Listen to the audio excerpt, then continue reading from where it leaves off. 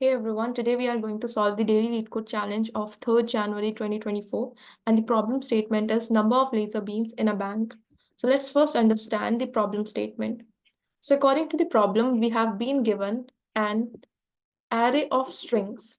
Now this represents the floor plan of the bank. Okay, and this is a 2D matrix of m cross n dimension. Now, what do I mean by 2D matrix of m cross n dimension? It means that the first row of this matrix represent the floor plan of its first row of the floor. Similarly, this represents the floor plan of the second row of the floor, and this represents the third row of the floor, and this represents the fourth row of the floor. Okay. Now, what does this 0 and this 1 represents? So 0 represents an empty cell, and 1 represents that there is a security device on this particular cell. Okay, now according to the problem, there exists a laser between the two security devices if we meet some of the conditions. Now, what are those conditions? The first condition is that the two security devices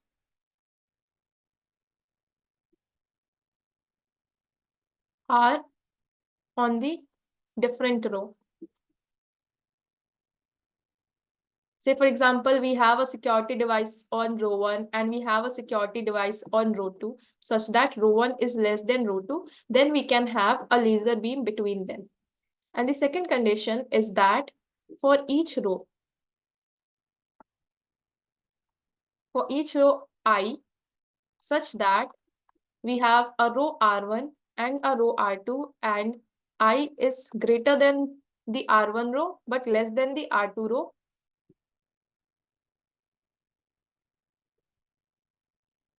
there is no security device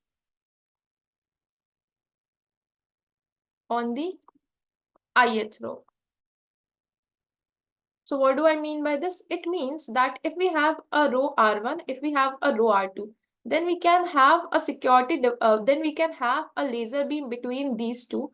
If in between this row R1 and R2, there exists a row I, such that in row I, there is no security devices. In that case only, we can have a laser beam between R1 and R2. Let's understand this on this example. So here we have a security device installed, right? Here we have a security device. And in the second row, we don't have any security device. In the third row, we have a security device, this one. So can we have a laser between these two? The answer is yes. Why? Because this security device and this security device are on a different row. So the first condition is met. Additionally, between these two security devices, there does not exist any security devices in the row in between these two, right? Now, we have this one. So can we have a laser between these two?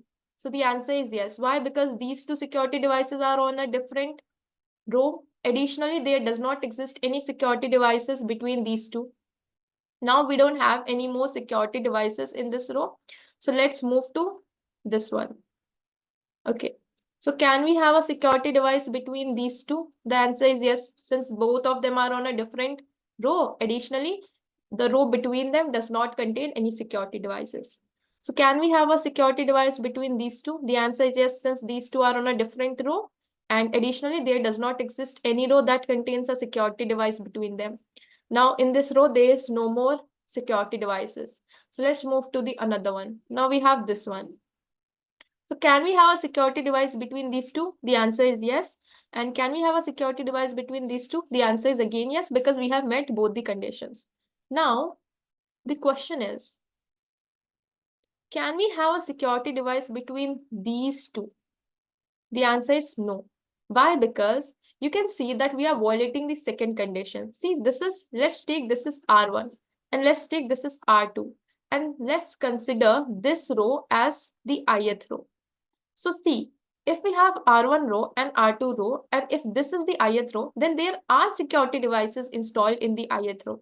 And we have said that there should not be any security device in the ith row, then only we can have a laser beam between R1 and R2. So since there exists a security devices between the ith row, so we can't have any laser beam from this row to this row. Now moving ahead, let's come to this row. So can we have a security device between this and this? The answer is yes. Why? Because these two security devices are on a different row. Additionally, there is no row in between them that has a security device installed. Now, can we have a laser between these two? The answer is yes. Why? Because these two security devices are on a different row.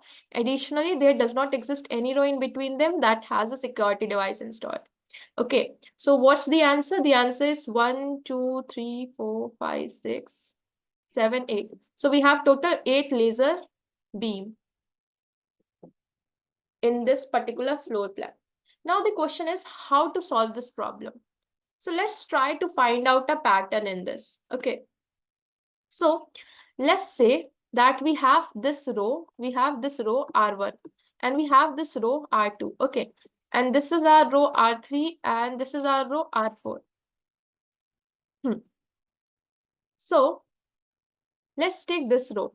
In R1 row, how many security devices do we have? We have 1, 2, 3 security devices. Okay, in R1, we have 3 security devices. In R2, we don't have any security devices. Similarly, in R3, we have 1, 2. We have 2 security devices. And in R4, we have only 1 security device. Okay, so as of now, let's forget about these 2 rows. Okay, and let's think only about R1 and R2.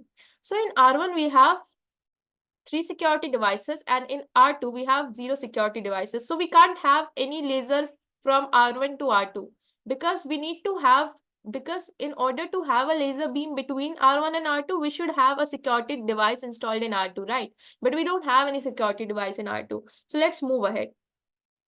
So let's check if we can have a laser beam between R1 and R3. Okay, so as of now, let's forget about R4. So you can see that in R1, we are having 3 security devices and in R3, we have 2 security devices. So how many laser beam do we have in between them? The answer is 1, 2, 3, 4, 5, 6. The answer is 6, which is nothing but the number of security devices in R1 into the number of security devices in R3. That is 3 into 2, which is 6, right? Now, let's come down to find out the number of lasers between R3 and R4. And now why are we not finding out the number of lasers between R1 and R4? The reason is because there exists a row R3 in which already security devices are present. So we cannot violate the second rule, right? So now let's find out how many laser beam exists between R3 and R4. So you can see that in R3 we have 2 security devices and in R1 we have only 1 security devices. And what is the number of laser? It's 1, 2, which is nothing but the number of security devices in R3 row into the number of security devices in the R4 row, which is 2 into 1. So 2 into 1, which is nothing but 2. So in total, how many laser beams we are having? It's 6 plus 2, which is nothing but 8, right? So what conclusion can we draw out from this is, say we have a row 1 that has m number of security devices. And we have another row 2 that has n number of security devices. So what will be the number of lasers? What will be the number of lasers between them? So it would be nothing but the multiplication of m and n, that is m cross n. And additionally, if we bring on another row R3 that has k number of security devices installed, then what will be the number of lasers between this R2 and R3? So it will be nothing but n cross k, right? And why are we not finding the lasers between row 1 and row 3? The reason is that because there exists a row 2 which has security devices installed in it. So we cannot violate the second conditions, right? And what will be the total number of lasers? It will be nothing but m cross n plus n cross k, right? So this is how we are going to approach this problem. So let's see how we can do it. So we can have 2 counters. Say the first counter is previous. It will keep track of what is the count of 1 in the previous row. We can have another variable answer, which will store our answer in it. And let's take another pointer count. So this count will keep track of what's the number of 1 in the current row. So initially all these 3 will be 0. So let's see what is the count of 1 in the first row. So in the first row, we'll have the count of 1 as 3. So we will update this count as 3. Okay. Now we'll say that our answer will be nothing but answer plus previous into count, which would be nothing but 0 into 3, which is 0. Okay. Now we'll set our previous to count.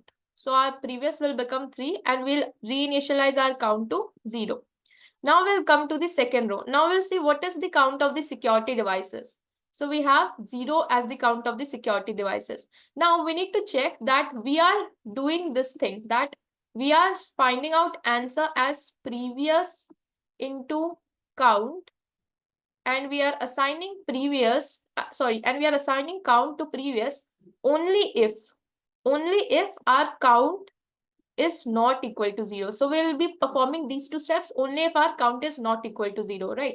So in this condition, our count has become equal to 0. So are we going to assign this 0 to the previous one? No, we are not going to assign it. So we'll simply move to the third row. So in the third row, what is the count of the security devices? It's nothing but 2. So we'll update this count to 2. Okay. And now what we'll do, we'll check if our count is not equal to 0. Yeah, this is true. So what we'll do, we'll say answer plus equal to previous into count. So what's previous? Previous is nothing but 3 into count is 2, right? And what we are doing next, we are assigning our count to previous. So previous will become 2 and count will get reinitialized to 0. Now we'll move to the next row. So in the next row, what is the count of the security devices? It's nothing but 1. Okay. So again, we'll check, is our count equal to 0? So no, count is not equal to 0. So this condition is true. So we'll say that answer plus equal to previous into count. So this will be plus what is previous? It's 2 into what is count? It's nothing but 1. And we'll assign previous to, and we'll assign current to previous. So previous will become 1 and count will get reinitialized to 0. Now we'll come to another row. So we can see that we have completely exhausted the bank array and we don't have any more string representing the floor. Okay, so this is the answer. So what's it? It's 0. It's 0 plus 0 into 3 is nothing but 0. 3 into 2 is 6 plus 2 into 1 is 2. So it's nothing but 8, which is the correct answer. So now let's implement this. So first of all, we'll be initializing the answer variable and the previous variable to 0. And then we'll iterate over each string. Then what we are going to do is, we are going to iterate over each of the strings of this bank array, right? So for auto current string is to bank. Now we will have a count variable, which is going to count the number of 1 present in each row. Like it will be counting what is the number of 1 in this row, and the next time it will find out the number of 1 in this row, and so on. Now what we are going to do is, we are going to iterate over each of the character of this current string. So we'll say for current char of current string, what we are going to do is, if my current character is 1, then we'll simply increment our counter. We'll say that count increment our counter. Okay. Once we have find out the count of 1 in our current string, let's say this is our current string and we have found out the count of 1. So what we are going to do is, we are going to check if our count is not equal to 0. If our count is not equal to 0, then we'll say that answer plus equal to previous into count, and we are going to assign count to previous, correct? And at last we are going to return our answer. So let's run this on the given test cases.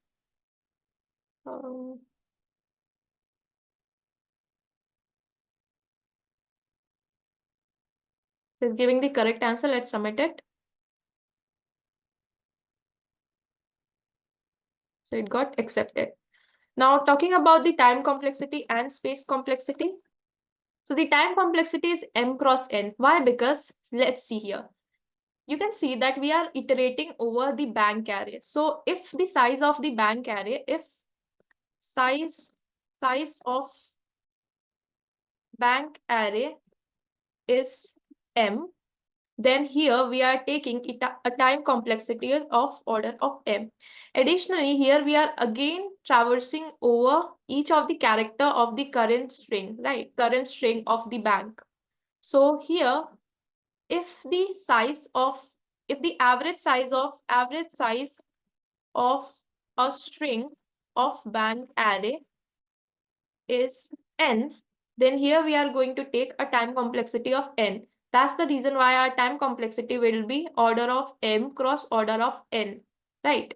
And what is the same space complexity? It is 1, order of 1. Why? Because we are not using any extra spaces. We are just using 3 of the variables which take constant amount of space. So that's all for today's LeetCode problem. Thank you.